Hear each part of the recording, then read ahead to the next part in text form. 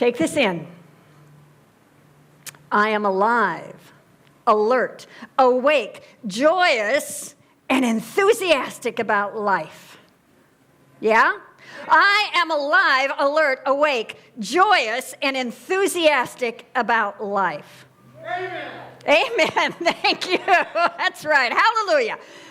How could you wallow in bed or not move in the energy of your life if you could make that statement with feeling every morning? That would get you up and go. It would do as Paul invited. It would stir up the gift of spirit and rekindle that fire in your life, in your heart, in your energy. I don't know where that affirmation originated from. Could have been Mr. Fillmore, our co-founder, but it has been rattling around in hearts and minds in unity for a very, very long time. What is it that gets you up in the morning? What fires up your drive to get up and be about what you're called to do in your life? In my late 20s, I passionately gave much of my energy to a company and the gentleman I worked for in that organization. I believed in their mission, which was centered in well-being through nutrition and weight loss and giving people the opportunity to find abundance in their life in all kinds of ways. In some ways, it was not all that different an energy and an environment that I came across years later in Unity after I no longer worked for that organization. But it had my energy and my inclination for a long time. Then by my late 30s, I discovered a new passion. I became a devoted textile artist. Everybody in my family, almost, has received a quilt that I made. I belonged to a club, and every month there'd be a new workshop and a new teacher and a new project that I was so excited about, until I finally realized that I couldn't get the project completed before the next opportunity came along, and so they were piling up. UFOs were piling up in my sewing room, unfinished objects. And while that's lovely, and someday I may yet complete them all, I switched over to textile art in clothing because they were small projects, and I could and did often get them finished. I made crib blankets for everybody, and, on and on and on. I was passionate about that, consumed by artistic creation in this venue for probably more than a decade. In August, when I was gathering with my family, a cousin who has like mind about sewing and wardrobing for drama and quilting, she showed up one day in this t-shirt. It was so me, because it proclaimed, this all started out as a harmless hobby. I had no idea it would end up like this. Well, I could say that same thing about my journey in Unity. When my husband and I walked into a Unity church in Bremerton, Washington for the first time, we were simply looking for a community where my husband particularly could be comfortable with the theology. It had to fit his quantum physics mind. He was a physicist after all. And it had to have great music. And fortunately, we found both of those qualities that first Sunday, and we stuck and we stayed. If I had known from that first Sunday what my journey in Unity would bring me to, I wonder if I'd have gotten up and run out the door. I don't know any minister that I know well enough to know what their journey in their calling has been. Everyone that I've ever heard speak of it has some part of their story that says, I argued with God for a very long time. Finally, I could not escape. That first Unity minister was fond of saying back in those days, if it's yours to do, you cannot escape it. If it's not yours to do, you can't make it happen. God will work through you in the way that He provides you gifts, that you are called. So that idea that we have this energy that wants to be loosed in our lives, whether that's a call to ministry or a passion for sewing or a dedication to whatever your career is, dedication to your family. That energy, Charles Fillmore, our co-founder, identified as zeal. And he called it that inward fire of the soul that urges us onward. Have you ever had anything grab you so much that it felt like you had fire in your bones, as Jeremiah said? That you just have to do this thing that has a hold of you.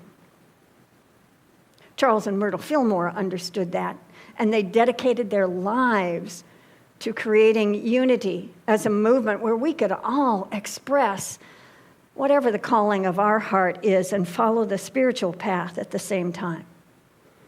At 93 years young, Charles Fillmore wrote, "I fairly sizzle with zeal, and I rise up with a mighty faith to do the things that ought to be done by me. I fairly sizzle with zeal." And I love it when I can feel that energy in the music, in the people who are here present, when I think I can feel the energy of those watching us online, because we sizzle with zeal, because it is a Christ quality. One of the core teachings in unity, we speak about it so much, is that each of us is molded in the Christ pattern. We have that Christ nature embedded in us. We are the essence of the divine. And that template comes from the life and the teachings of Jesus. I believe Charles sought to find a way to help us understand how we can pattern our life right here, right now, after that of the master teacher. I can imagine as he sat in the silence that he would ask of his heart and ask of the God of his being, what does it look like to be Christ-like? What is that divine nature, and how does it express, and how do we shape and mold ourselves to live our lives in that pattern? How do we become the God beings that is at the core of who we are? We are all godlets waiting to express fully that energy of God in that Christ pattern. And so Charles came up with this idea of the 12 powers of man.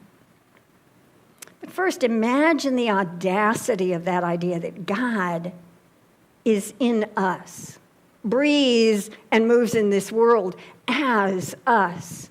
I'm fond of saying God cannot be present in the world unless we show up with that energy. We are the vehicle of God manifesting in this life, in this time, on this planet, literally in the energy field of this universe. So I think he understood, Charles. I think he understood this calling that we have to be more than simply our human selves, with its challenges, its trials, its limitations, seeming limitations. Charles wanted to call us to that perfect pattern that was the Christ, demonstrated by Jesus, called to be stirred up by Paul, so that we can live fully, abundant, thriving, vibrant lives. So he was inspired to this deeper understanding of who we are as our Christ nature, and to give us a spiritual toolkit, to give us a roadmap of how we become, how we live into this Christ self. Charles Fillmore may have been one of the earliest how-to self-help advice book authors, with his book called The 12 Powers of Man, which is this roadmap. And we celebrate our 12 powers, and we recognize one each month. And they're all about identifying the qualities that rose Jesus, the human, to the Christ nature that he demonstrated so completely, and gave us this roadmap that we can follow. Charles was not the only unity author to write on the topic of the 12 powers. Several more contemporary authors have written books on this subject, including Reverend Phil Pearson, whom many of us know well, because Reverends Phil and Dorothy Pearson are responsible for this building in which we enjoy this beautiful space and this campus. It was during their tenure that we came as a community to be here. And so this idea that there's a roadmap, a set of building blocks on which we can pattern our lives to fully express the nature of God that is within us, has been a driving idea for me since I first walked into a door of unity decades ago. That I hold this divine presence. We each. This is a personal statement for each one of us. God in me, as me, calls me to manifest that energy in the world. And so each month as we observe one of these 12 qualities that make up our Christ nature, this month, as Cindy mentioned, is Zeal for the month of October. We are looking at how we expand that quality of enthusiasm in our lives. When I finally got a hold of this idea of the 12 powers in general, my early teachers and mentors, either I missed it or they weren't adept at it. Wasn't a passion of theirs. It wasn't until I got to Unity Village for my licensed teacher training with Reverend Paul Hasselback, who is passionate about the 12 powers, that he lit a fire in me. He got me to see and understand that when we focus our attention and our awareness onto these capacities that already exist with us, and we grow them, that we are moving Christward in our own consciousness. We are reaching to that place within us that knows the God of our being and wants to live through that energy in this human life. That grabbed a hold of me, and I have been a fervent teacher of this work ever since. When I was first here as an intern, starting in the summer of 2009, everything about this place, everyone, all the things I discovered here excited me and stimulated me. And I started describing it with the word delicious. We'd be in staff meetings and I'd say, oh, that's a delicious idea. Oh, this speaker is coming to do a workshop. What a delicious menu that is. Oh, everything was delicious. Can't you feel the vibration of zeal in that word? In case you're not clear, delicious is anything that makes you kind of feel tingly all over, that you really like, that has grabbed your attention. And so it kind of came within a staff a little bit of a joke that everything that we liked became, the description was delicious. With Reverend Sky St. John, there was an environment of zeal in this place. Reverend Sky could motivate you to do things and accomplish past what you had any imagining you were capable. That's an exclamation point on that statement. So when we step into zeal and enthusiasm and fervor, we are energizing that vibrant life that waits within us to be expressed. We are illuminating the flame. We are lighting the fire. We are stoking our passion. And it wasn't just Reverend Sky St. John, Reverend Levitt Thomas. Well, you cannot be in a work environment or anything with Reverend Levitt and not be having some fun. As Levitt would say in his main expression, wicked good fun. I kind of think that's his version of the senator who said, we need to get up to some good trouble. That we need to be, we can move into this life with, as Levitt coined the word, zealosity, to experience that joy, that passion. And then there was Reverend Gary Kanye, who was part of our staff. And oh my, you just can't contain Gary's energy, his zeal, so big that he ended up in Texas, leading a church in Texas, where everything is big.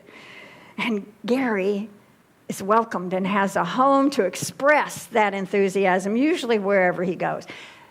Well, and then there's Cindy Hensley, who I just discovered a short while ago was actually a cheerleader. And now is a cheerleader for unity and for God. How about that? That is Zeal living in demonstration. It's the enthusiasm to accomplish. It's an eagerness and a zest for life to want to experience all that is possible, to know that there are very few limits to what we can accomplish. It's the interest and optimism to carry out our intentions and the holy purpose that drives our life. I've always had a little bit of passion, and one of them throughout my life has been swimming, water. Give me water, and I'm going to want to be in it. And my family bought a small summer lake cabin on a lake in Washington State. This is a glacier-fed lake. So unlike our ocean temperatures here, which vary from about, 75 to 80 year-round, this lake, we thought of it as tropical, we kids. In the summer, when by, about mid-August, it would warm up to 60 degrees.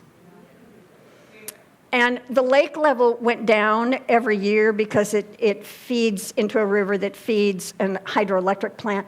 And so they'd raise it by Memorial Day, and then after Labor Day, they'd start taking the water down to produce electricity in the dam. And so we had a summer-only water system. And because this was in the middle of the North Cascades, we'd go up. As soon as my dad thought snow was done for the year, we'd go up and just kind of look at things, because we wouldn't have been there since September, October, something like that. And we might find, if it'd been a heavy snow year, we'd find the porch railing on the ground, or just to see what kind of damage, what state it was in, to know how much cleanup we had to do to get it ready for opening Memorial Day weekend. I was so eager to be swimming that in, March maybe, or April, when we went to the cabin for the first time, I took my swimsuit.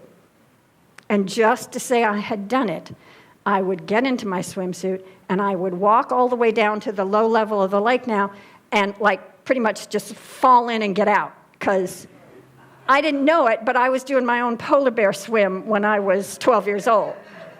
And I did that every year. I think I waited till my frontal lobes really developed before I said, what am I doing? It's still cold at the end of May. But I have this passion for to have activities that have to do with water. It nourishes me, it calms me, it restores me, and it started from a very young age. My mother taught me to swim at the age of 3 because she was going to be at the water, and so she wanted me to be safe. Zeal is about expressing those passions and about overcoming whatever limits you think stand in your way. It's about determination. It's forward motion in our life. Barbara Marx Hubbard called this motion the ever upward spiral of conscious evolution, of our mind and our heart and our spirit, moving ever toward that which is the highest, to overcome, to surpass, to be fueled by the passions of our lives. It has a quality of audaciousness.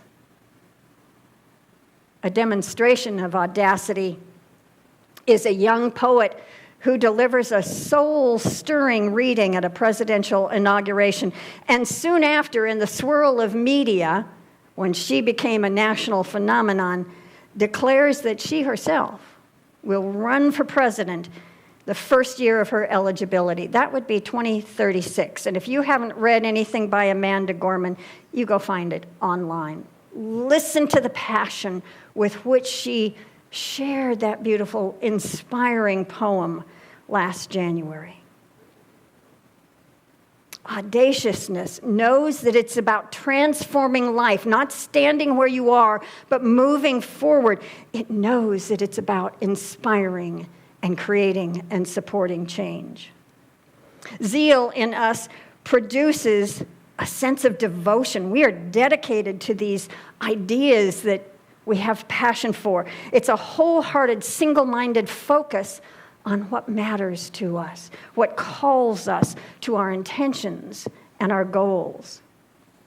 It's often deeply, intensely felt, like that fire in the bones, or another expression, fire in the belly, that calls us to this. More importantly, our devotion follows one of our main principles in unity, the law of mind, that says wherever our thoughts go, energy flows. That thought is not just random. Our thoughts are focused.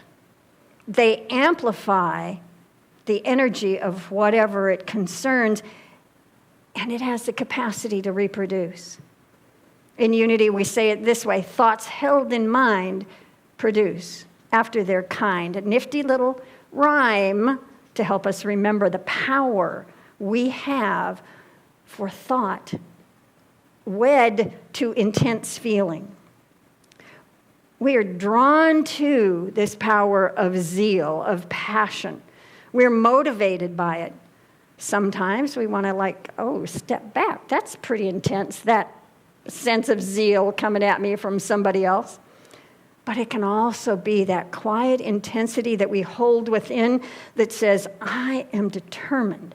And that spark of intensity smolders like a flame and bursts into that full-blown energy when it's called forth. That urging forward energy, that's the power of zeal. As I began to study the 12 powers, it was written by Charles Fillmore.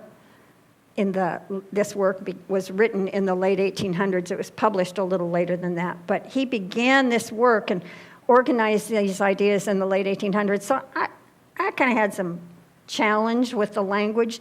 Zeal is not a word that I used frequently until I came to Unity.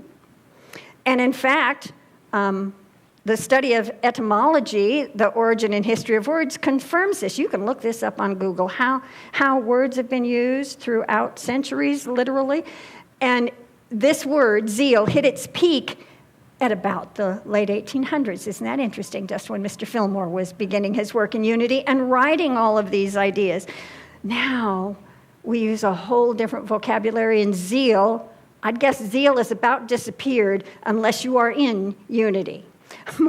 We think of this as passion and enthusiasm and all these qualities that are vibrant and joyful and speak to the joie de vivre of living vibrantly. We are stirring up the gifts of God with our passion, our enthusiasm, our zeal. Then we meet whatever rises with those gifts that God has given us. The Apostle Paul, imprisoned near the end of his life, wrote to one of his beloved acolytes, a man that he had ordained. It was common then to ordain simply by the laying on of hands and passing the sense of spirit from one to the other. So Paul is writing this student he cares for deeply in the second letter to Timothy. And he's urging him not to be discouraged, to not be concerned with what's taking place out there in the human journey, but to follow, remember the gifts that God has bestowed, and to kindle them in the face of that discouragement, in the face of whatever might be going on, which probably didn't look all that great for Christians in that time, for those wanting to follow the path of Christ. They wouldn't have known that word then. They were known as the way. Those early folks who gathered around these powerful ideas. So Paul urges Timothy to kindle that flame. The scripture reads, I remind you to stir up the gift of God which is in you by the laying on of my hands. For God has not given us a spirit of fear. No, sir, no how.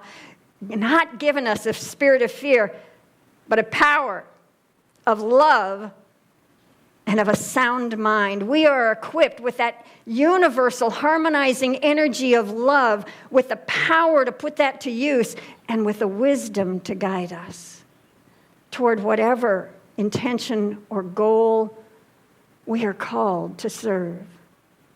We are equipped, and remember to stir that up within you, to rekindle that flame, so that when the human experience and its conditions confront you, you can say, yeah, thank you so much, but I am here doing what I am called to do. I have said, God, use me in this life for my good and for the good of others.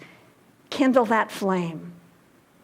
Know that we are equipped to step forward in a spirit of power, of love, and of wisdom.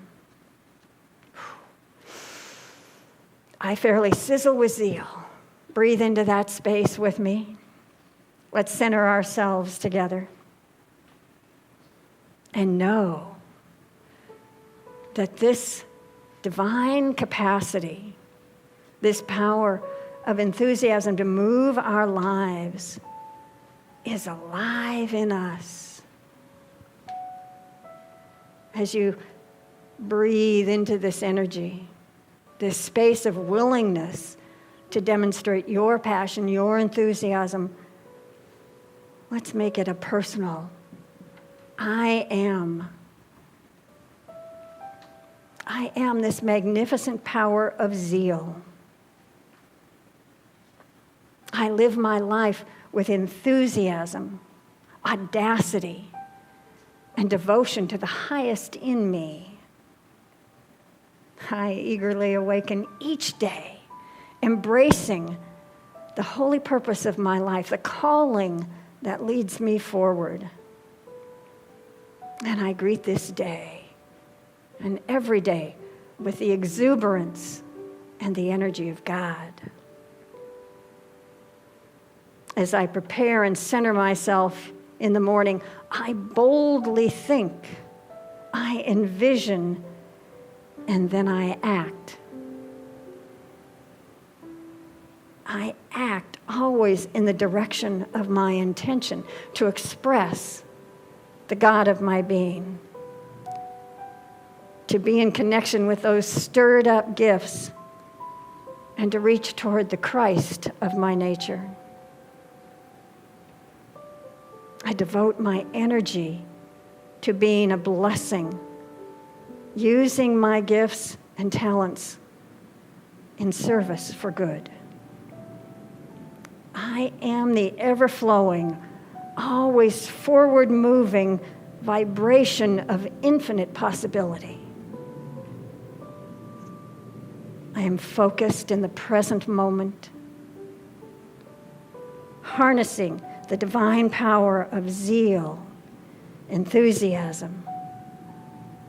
This is my inexhaustible supply of passion, willingness, readiness.